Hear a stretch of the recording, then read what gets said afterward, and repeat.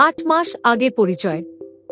Saudi রাষ্ট্রদূত ঈসা ইউসুফ ঈসা আল দয়াইলান আর Bangladeshi model অভিনেত্রী মেঘনা আলম।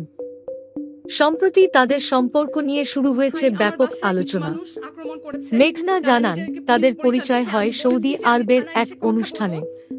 প্রথম সাক্ষাতে কেবল হ্যালো হাই হলেও রাষ্ট্রদূতের দিক থেকে জন্ম নেয় আলাদা অনুভূতি। সপ্তাহখানেক পর তিনি মেঘনার নাম্বার ও ঠিকানা খুঁজে বের করে যোগাযোগের চেষ্টা করেন।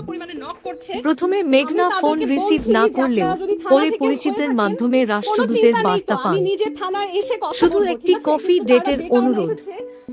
সময় গড়ানোর সঙ্গে সঙ্গে মেঘনার মনেও জন্ম নেয় আস্থা। সেই কফি ডেটেই রাষ্ট্রদূত মেঘনার আঙুলে পরিয়ে দেন একটি হীরার আংটি এবং বলেন, আমি তোমাকে সম্মান করি, বিশ্বাস করি এবং চিরদিনের জন্য দায়িত্ব নিতে চাই। যদিও মেঘনা তখন আংটিটি ফিরিয়ে দেন, পরে আবারও দেখা হয় তাদের।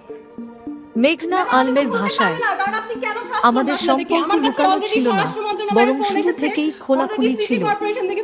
এখন এই সম্পর্ক নিয়েই সরগরম সামাজিক মাধ্যম ও বিনোদন জগৎ। কিন্তু আমি নিজে আমার লয়ারের সাথে আসবো, আমি আইনজীবী নিয়ে আসবো, এখন আমার পক্ষে সম্ভব না।